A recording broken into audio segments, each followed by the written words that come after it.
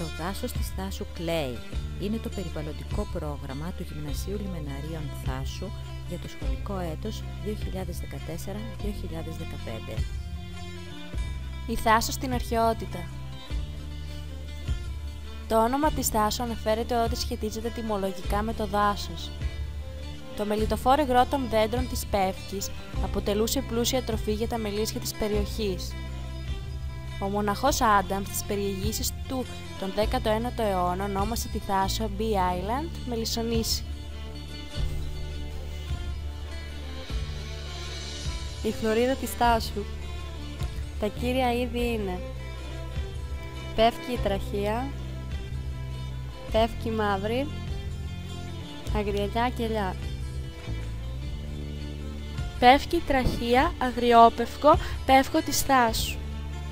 Η τραχεία πεύκη είναι ένα δέντρο που μπορεί να φτάσει σε 35 μέτρα σε ύψος, συνήθως με μια φαρδιά κορυφή από ακανόνιστα κλαδιά. Οι βελόνες του είναι λεπτές, αδρές στην αφή και έχουν χρώμα ανοιχτό πράσινο. Η κόνη είναι με μήκος 6 έως 10 εκατοστά. Τα δέντρα και θάμνων. Δευτερεύοντα είδη δέντρων και θάμνων είναι ελάτι, η υβριδογενή στο υψηλότερο, η γαστανιά, πλατάνη, η τυχιά στα ρέματα, η κουτσουπιά, τα είδη αρκέφθου, πουρνάρι στις βραχώδεις περιοχές. Άλλα είδη βλάστησης.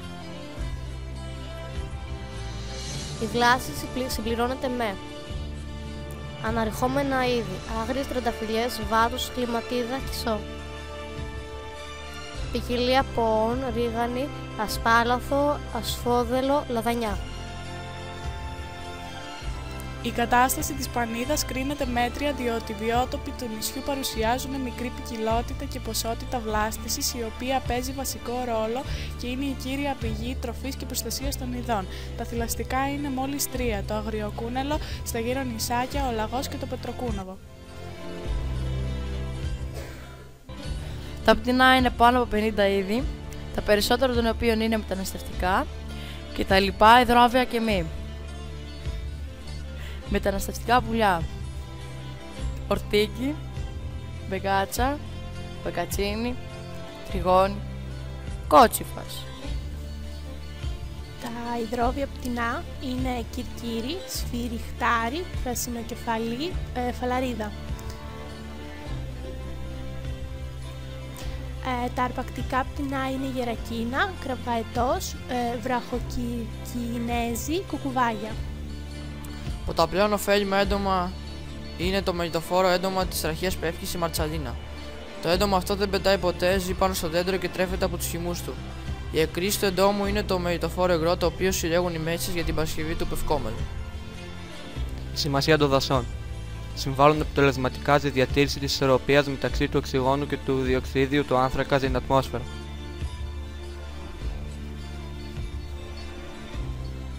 Η σημασία των δασών. Προστατεύουν το έδαφος από τη διάβρωση και αυξάνουν τη γονιμότητά του, εφόσον οι ρίζες των δέντρων συγκρατούν το νερό της βροχής, αλλά και τα θρεπτικά συστατικά που περιέχονται σε αυτό. Αποτελούν κατοικία για χιλιάδες ζώα και φυτά, καθώς και ένα μέρος όπου καθένας από εμάς μπορεί να απολαύσει την ομορφιά και την ηρεμία που προσφέρει η φύση. Εκτός από το ζωτικό ρόλο που διαδραματίζουν στην οικολογική αλυσίδα, έχουν μεγάλη οικονομική σημασία, ξύλο, χαρτί, παραγωγή ενέργειας. Από το 1984 όμως και μετά οι εικόνες που συχνά αντικρίζαμε ήταν αυτής της μορφής. Τι προκαλεί τις πυρκαγιές? Φυσικά αίτια 10%, κεραυνοί, αυτοανάφλεξη, ανθρώπινα αίτια, εξαμελίες 60%, αποπρόθεση 10%, άγνωστοι λόγοι 20%.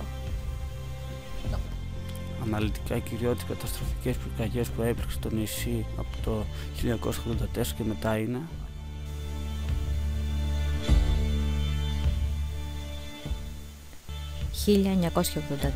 1984, περιοχή Θεολόγος. 1985, η μεγάλη πυρκαγιά σε Θεολόγο, Λιμενάρια, Μαριές, Ποταμιά. 1986 περιοχή Μπάμπορας. 1989 η Μεγάλη Πυρκαγιά σε Ραχώνη, Πρίνο, Σωτήρος, Καλλιράχη, Μαρχές, Λιμενάρια.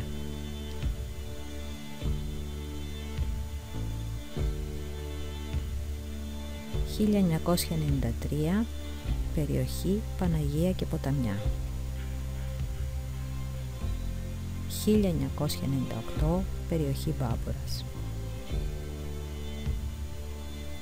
2000 στην Παναγία, συνολική απεικόνιση καμένων εκτάσεων.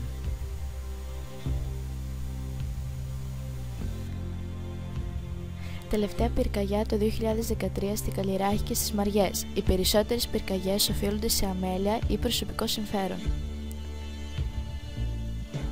Συνολική έκταση καμένων εκτάσεων 240.000 στρέμματα στη Θάσο. Ανθρώπινες παρεμβάσεις μετά τις πυρκαγιές, απομάκρυνση καμένου ξυλώδους όγκου, απαγορευτικές διατάξεις βοσκής για 10 χρόνια, κήρυξη των καμένων εκτάσεων ως αναδασωτέες, επέμβαση σε συγκεκριμένες θέσεις με τεχνητές αναδασώσεις, εθελοντισμός, σχολεία, κοινωνικές ομάδες.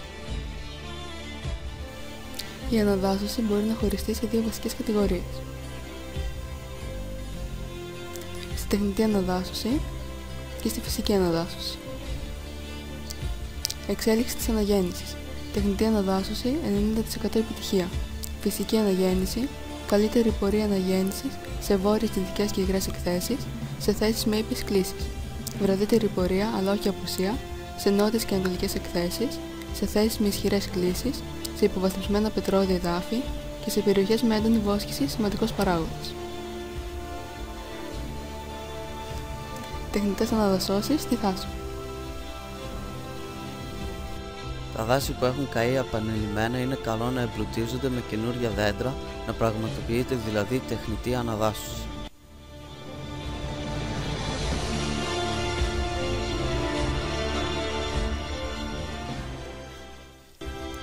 Τεχνητή αναδάσωση στη Θάσο. Σπορά φυτευτικού υλικού. Νεαρά φυτάρια.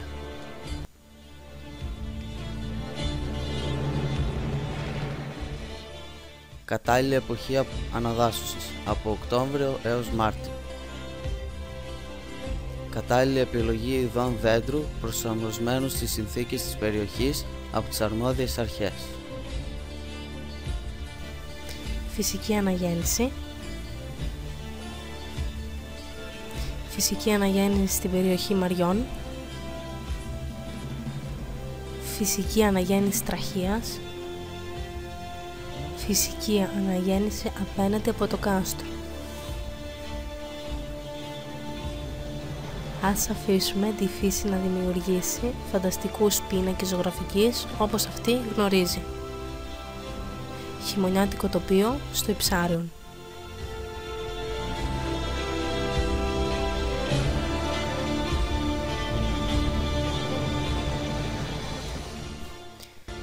Για να μπορούν και τα παιδιά μας να χαρούν τέτοιες εικόνες, δεν ρηπαίνουμε το δάσος και συμμετέχουμε ενεργά σε ομάδες προστασίας του.